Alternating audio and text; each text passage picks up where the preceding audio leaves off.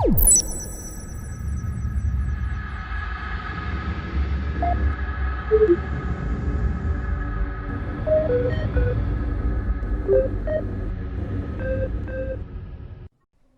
crisis of the First Corps had ground progress across the Vraxian front to an effective halt. All to Grand High Command and the Departmentum Unitorum, the time required to simply assess the sheer scale of the losses inflicted upon the enemy, and more importantly, sustained by the 88th Siege Army. Any advance orders amongst the 2nd, 3rd, and 4th Line Corps were immediately ceased. The Vraxian militia's 2nd defense line held firm. There would be no mass Imperial rush upon it. The 1st line, although costly to crack, had been far larger, with its defensive capabilities far less concentrated. This inner line was now bolstered by what enemy forces had managed to fall back, in addition to its previously formidable manpower.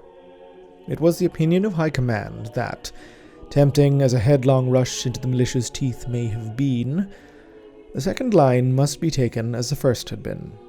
Careful, relentless Imperial attrition, grinding away at the defenses that one fragment of them may yet crack. Encirclement followed the pattern the Krieg had laid down many, many months before, at the very beginning of the siege.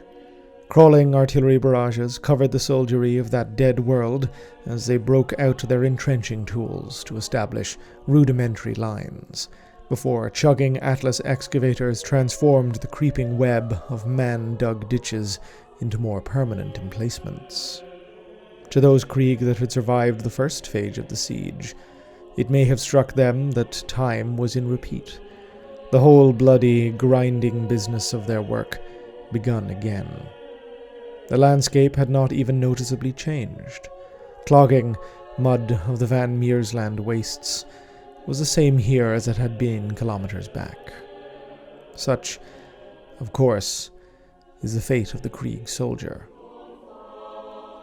It was not until 120-816 M41 that Imperial Command echelons felt confident enough to commit to another offensive, but when the move was taken, it was not done without full commitment.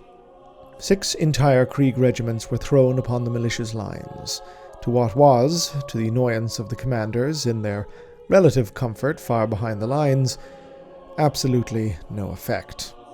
The pattern here was entirely the same as it had been for the first defensive line. After saturating an enemy line segment with punitive artillery bombardments, the militarum would advance through the mud of no man's land, plunging into the opposing trenches to fight in brutal close-quarters combat with the enemy. Where gains could be made, they were transitory. Should a Krieg squad be lucky enough to slaughter the enemy in one particular trench section, pre-sighted Vraxian artillery would then saturate the area, cutting off the Imperials from reinforcements while turning bodies into red, muddy pulp. The opening offensive of 816 M41 set this pattern, and it was repeated again and again across the entire length of the 2nd defense line. Worse, the sheer necessity of each stall widening the field of engagement pulled more and more platoons into combat situations. A vital sector where a push looked to even possibly gain some ground would not be considered secure until its neighboring sectors had been locked into their own engagements. The negligible gains did not apparently seem to factor into this. The pressure, according to High Command, must be maintained. Hundreds, if not thousands, of advances across no man's land were ordered over the following months, but not a single one achieved a breakthrough. Even in the north, in the remnants of the First Corps' disaster, enemy skirmishers delayed full reclamation of the land lost by 6 whole months. Another year passed, and then another, and then another. There is little within this particular span of the Siege of Rax worthy of notation to acolytes. Never an exactly fluid situation, the conflict had truly entered the realm of the tallymen, the remorseless slog of the siege now functioning like bloody, grim clockwork. The lines were effectively static, each side making itself known only through daily artillery barrages, vicious nighttime raids, and the occasional whirlwind clash in the churned ruins of the wastes. Soldiers died and were replaced, the numerical designations of the Krieg infantry ticking up, noted, recorded, committed to ledgers of cost. These were, of course, people, humans, like you or I, and yet their lives were spent to achieve naught but the static preservation of an operational situation as was. Of their individual tales, of the terrors of their final moments, we will never know anything. To peruse these records of these years of the siege is to see nothing but numbers bereft of meaning, an endless screed of loss removed from anything remotely personal. The arithmancy of death. It was not until 649-818 M41 that the Militarum reports provide an incident of note. The 158th Regiment had been tasked with mounting a raid on Sector 5045. Military intelligence analyticae adepts had identified the presence of a laser defense silo in the region, part of the Vraxian Citadel's outlying orbital defense capabilities. As with all such weaponry, its systems had been sunk deep into the planet's surface to prevent it from suffering from orbit, meaning no surface-based artillery had any hopes of harming it or the militia currently garrisoned there. No forward shell fire would attempt to soften the facility, which had the added benefit of providing the 158th with the element of full surprise. Per standard Krieg doctrine, the attack was led by the grenadier squads of the regiment, who began their advance under the cover of the gloomy night. The journey across no man's land was a perilous one. Raids were a commonplace occurrence on Vrax, and both sides constantly bathed the wastes between their lines with the harsh phosphorescence of starlight flares. Each time the land was lit by the slow arc of one such flare, the grenadiers were forced to simply play the part of corpses, squatting amongst the torn ruin of their former comrades and former enemies. Progress was torturously slow and difficult. Several squads became simply lost in the wastes, with one running into an enemy scouting party, the clash erupting into a ferocious, brief firefight. Eventually, contact was made by the forward grenadier squads with the outer razor wire banks. The Krieg began the slow process of cutting through the wire. With only a small entrance path cleared, suddenly the entire area was lit up by a randomly fired starlight shell. Freezing, the Imperials hoped that simply by not moving would they escape undetected, for the area was, unfortunately, entirely corpseless. They had no cover. Maybe they would have managed to avoid detection, were it not for a militia sentry recognizing the unusual shapes on his outer perimeter and immediately raising the alarm. A Krieg soldier answered, a lasgun barking in response, and suddenly all was gunfire. A defense heavy bolter spat massive caliber shells at the attackers. Alarms whooped in the depths of the silo, and people began to die. Opting, in typical Krieg fashion, to push forward rather than retreat, the grenadier squads that had made it through the razor wire charged the enemy, fully aware that the area they must now cross was an active minefield. Militia squads were rushing to their posts, and into them were flung grenades, mud, and Krieg bodies with seemingly equal measure. One bunker suffered under a deluge of promethium from Krieg flame troopers, the explosion of its magazines torching the area around it and bathing the whole combat zone in flickering orange light and choking smoke. Dawn broke, weak and shrouded, and from the Imperial lines all that could be seen of Sector 5045 was a blank, impenetrable haze. Officers in command could simply not establish the truth of the situation. No survivors of an aborted attack were returned, but neither had a mission accomplished signal been given. Clearly, the fight was still progressing. Given all the options, the order was given to advance in full, to provide reinforcements, and hopefully force a break in the line. The soldiers of Krieg advanced to their death. The attack of the Grenadiers had completely failed to take any significant portion of the enemy line. The fighting seen from afar were the last stands of hopelessly outnumbered squads, when the wave of Imperial reinforcements slogging through no man's land came under immediate artillery and heavy arms fire, forcing an eventual retreat with severe casualties. Captured Grenadiers were tortured for information before their corpses were hung from the razor wire, grisly marks of arch-enemy devotion carved into their putrefying flesh. It should serve as an apt illustration of the sheer inertia of the conflict on Vrax that this almost completely archetypal spat over a small segment of the line was one of the largest and most furious engagements in years. It was now some 7 Terran Standard years since the first Imperial shells had fallen on the first defense line. The death toll was now within millions. While the 88th Siege Army had made progress, the resolve and capability of the defenders were nowhere near to collapse. Lord Commander Zwelk was painfully aware that the Vrax campaign was falling upon the more dire side of the Munitorum's forward-planning spectrum. His dispatches to his betters were full of clarifications and reports of the issues involved, but there was one aspect of a recent dispatch he had yet to bring forward. The missive in question, delivered in early 820 M41, concerned an attack mounted on Sector 5249 by the Krieg's 261st Regiment.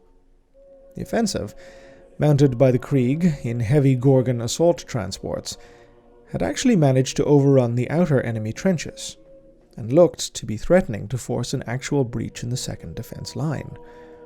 That was, until the typical counterattack arrived in full, which, to the horror of those reading the reports, introduced a new element to the siege. Power-armored Astartes, in dark blue raiment. The breach was sealed, the entire Krieg assault force butchered. The appearance of Space Marines on the enemy side was a matter of gravest concern. While few within the command echelons had even served alongside the Adeptus Astartes, much less faced those in the thrall to the archenemy, they were at least tacitly aware of the existence of heretic formations of Space Marines. Such a force, should it add to the siege, would catastrophically upset the balance of the conflict. All modeling of the siege had been conducted on the understanding that it was a conflict of the unaugmented, baseline humanity struggling against baseline humanity, however corrupted the enemy may be. Mutant and abhuman strains were accounted for within these strategies, of course. Genetic supersoldiery was not. Astartes operated on simply another level, one that the 88th Siege Army was now being forced to contend with. After a prodigious amount of humming and hawing, Zwelk decided that this simply must be escalated. Dispatching emissaries to the Lord Commander Militant of Segmentum Obscurus, he tasked his representatives with identifying the chapter involved, along with a requisition for another full line corps that would be added to his available manpower, no doubt fearing that the appearance of Astartes combatants would lead to a dramatic increase in an already higher than expected body count. It appears that Zwelk also hoped the additional manpower may give him the edge in forcing open the second defense line, perhaps as an attempt to disrupt the enemy as much as these Astartes had spooked the Imperial command officials. As the Munitorum processed the manpower request, the attempt at identifying the Marines proved significantly more challenging. Certainly, no chapters operating within the Segmentum had men unaccounted for, and, if they had, surely there would have been no reason beyond basest heresy for them to be murdering loyal Imperial soldiers. While the ultimate explanation would not be uncovered until many years after the siege's conclusion, historians have been able to establish that the first heretic Astartes present on Vrax belonged not to mere renegade chapters, but to elements of one of the most hated traitor legions themselves. The Alpha Legion, originally the 20th Legion Astartes, had arrived in system at some indeterminate point aboard the battle barge Anarchy's Heart, under the command of an individual styling himself Lord Arcos. The traitor Astartes had surveyed the volume, processing all the intelligence their sensorium suites would allow them, and, laterally, in an act of stunningly brazen confidence, had landed their squads in the Imperial-held spaceport far behind the front lines. Posing as loyalist Astartes, their arrival caused a flurry of Vox traffic around the port itself, but none raised to higher command. Whether this was due to Alpha Legion interference, interception, or simply because the duty officers did not wish to countermand the orders of Space Marines, one cannot say. But ultimately, the Astartes were permitted to land and proceed to the front with no resistance whatsoever. Likewise, upon crossing no man's land, with no attempt to disguise their passage, they encountered no challenges to their entry to militia territory, their true allegiances now professed to sentries and watch captains guarding the second defense line.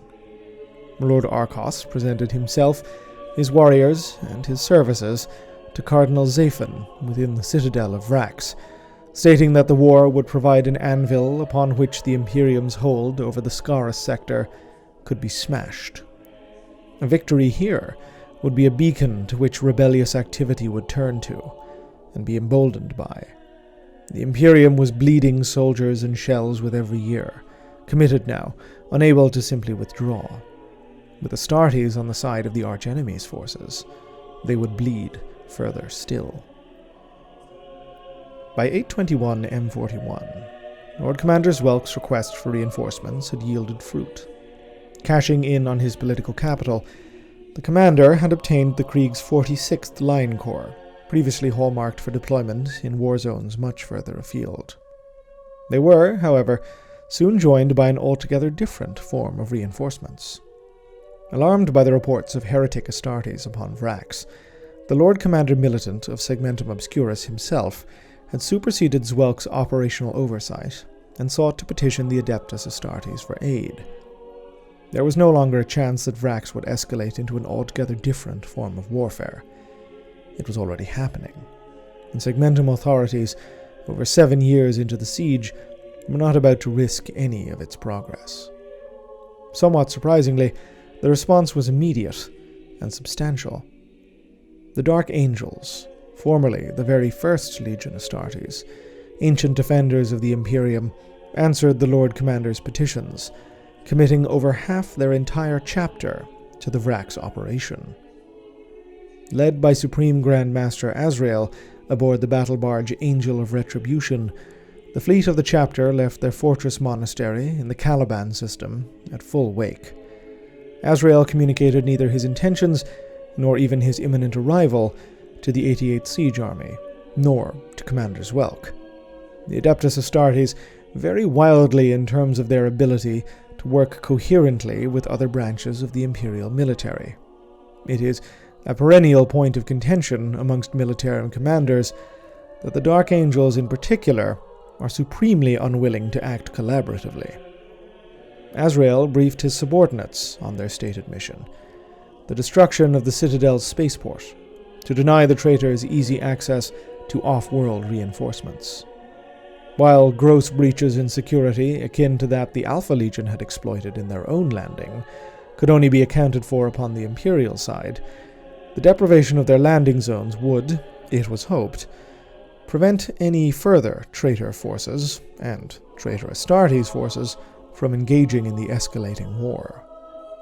Azrael saw no need to inform any Militarum commanders of this course. The Dark Angels required no assistance in their duties, and one must suppose that the actions of the Alpha Legion had significantly damaged the Grand Master's trust in their ability to maintain security of intelligence. As Zwelk was adjusting operational assignments to accommodate his new line corps, the Dark Angels were already in orbit, preparing for a landing in force.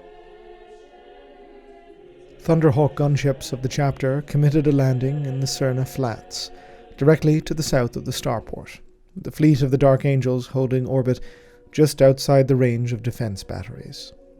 The landing was completed in a couple of hours. Astartes are far faster in this regard than the Astra Militarum.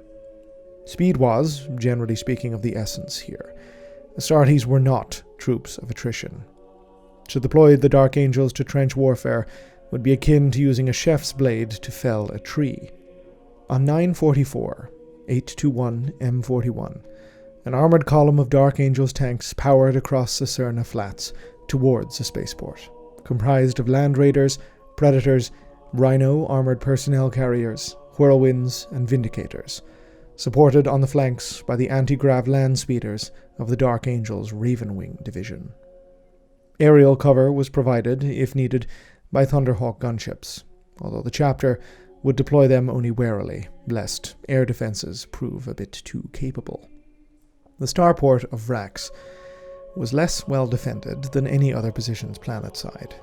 The Krieg had made no moves upon it, and accordingly, the militia had fortified it fairly minimally. With a force of 500 Space Marines now making rapid progress towards it, the Vraxian forces' first moves were to locate and identify precisely what they were now dealing with. Scout Sentinels and Salamander reconnaissance vehicles crisscrossed the flats in a frantic effort to simply locate where the Angels of the Emperor were, only to be picked off by counter-surveillance land speeders at velocities faster than unaugmented eyes could seemingly even track. The Dark Angels had a 200-kilometer advance to cover. This was all the time the militia had to reinforce their starport. Azrael was fully aware of the time constraints, but was likewise aware that the starport lay across a massive fault line from the Citadel. The Balin Trench, as the chasm was known, was a geographic feature common upon the porous surface of Vrax, and had been bridged by the Departmentum Unitorum in several locations to allow for road access to the starport. A wing of Thunderhawks under Dark Angel's 3rd Company Captain Aureus had thus been assigned to their destruction, denying an overland route to the Citadel. In a stunning display of Astartes' prowess, the first bridge was captured within minutes. What retribution an enemy armored column attempted to mete out was denied by pinpoint fire from Dark Angel's Devastator Marines. By the time the Thunderhawks bore the 3rd Company to their next target, Commander Aureus's casualties amounted to minor injuries on only 3 Astartes, all of which would be in peak condition thanks to their transhuman physiology by the time the gunships arrived at the next bridge.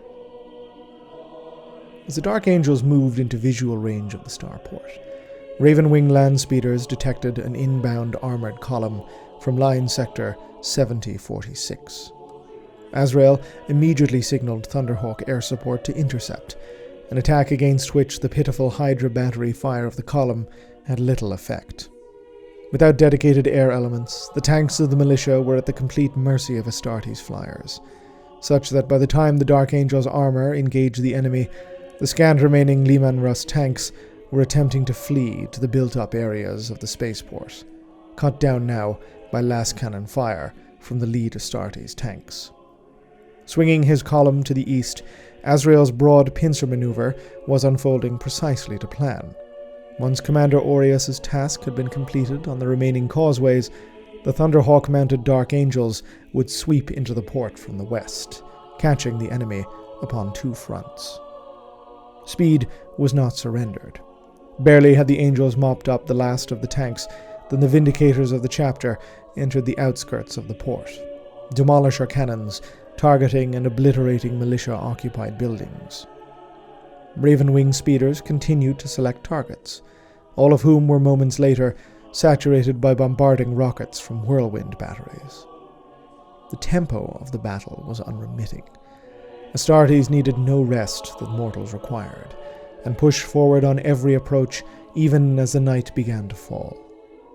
The eastern approaches were completely cleared by the hour of the sun's rise, the militia having fully withdrawn in disarray to the warehouses and hangars around the port's landing fields, attempting to barricade and fortify the area even as whirlwind rockets continued to rain down upon them. Azrael, confirming the destruction of the remaining bridges, was content to simply bombard the enemy for the time being, allowing them to concentrate in one single area he knew his forces could capture with relative ease. Over the next 5 days, the Dark Angels winnowed the enemy with ruthless efficiency. The counterattacks of the militia were repulsed at every turn. They could not and would not break out. Upon the 8th day, forward Dark Angel squads reported precisely what Azrael had been waiting to hear. Traitor legionaries of the Alpha Legion had joined the battle for the spaceport. While Imperial echelons had not even been informed of the Dark Angel's attack upon the spaceport, they were likewise uninformed of even the more secret agenda for the Dark Angel's presence upon Vrax. The near sole objective of hunting these heretic Astartes, all in service of their ongoing search for the Fallen, those members of their original legion who had betrayed the Emperor during the fires of the Horus Heresy 10,000 years previously. The Alpha Legion's trade of secrets and lies made them prize targets for Dark Angel's interrogator chaplains.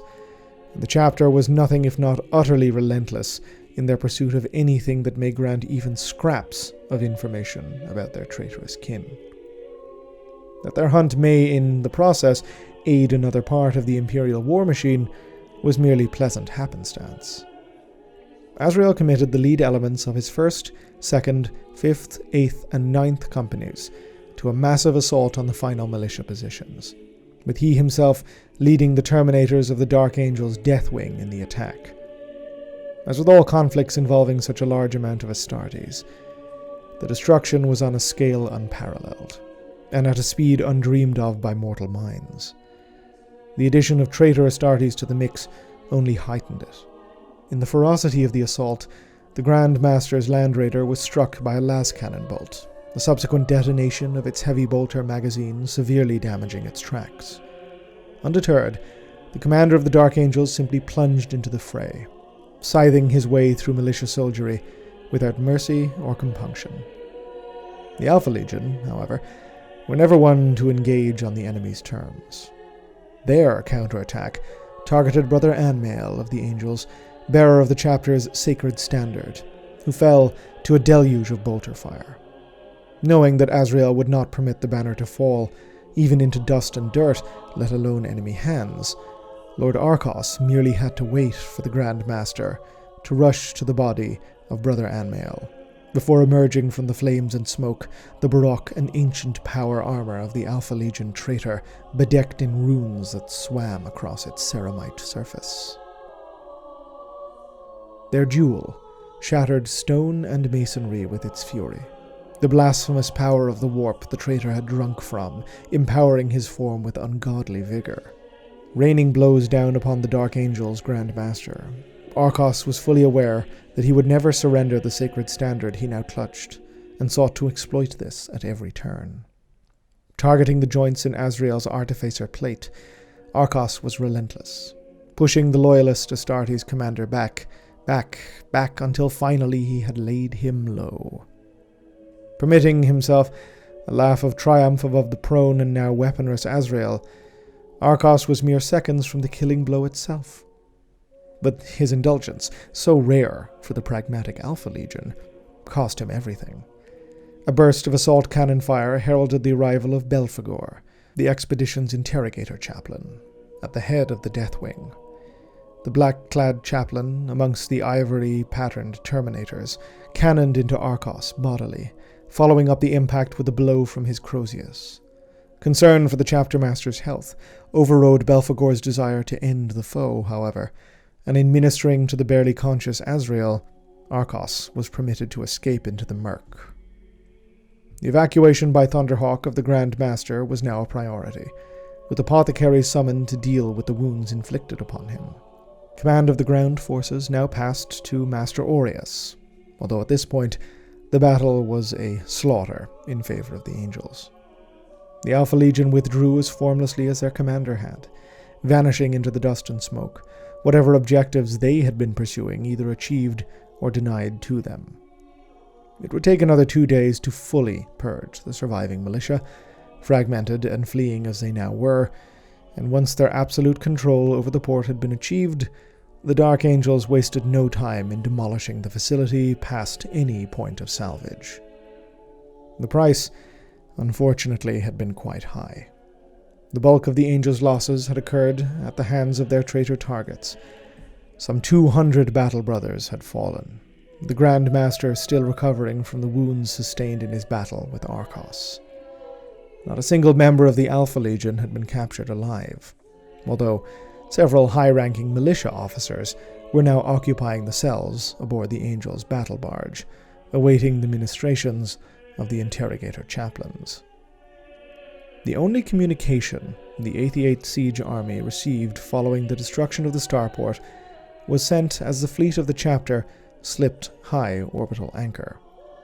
Despite having spent the entirety of the previous near 2 solar weeks attempting to raise the Astartes, all Lord Commander Zwelk ever received from the Dark Angels was a confirmation that their mission to the starport had been completed. With that, the ships of the chapter left the system, and the wharf of Vrax simply ground onwards.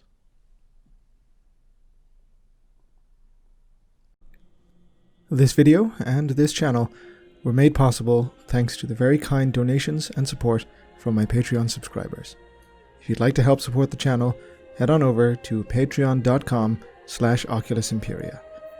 If you'd like to receive more updates about the channel and any future videos, you can contact me or follow me on Twitter @OculusImperia. Otherwise, please like, subscribe, comment, let me know your feedback, and as ever, thank you very much for watching.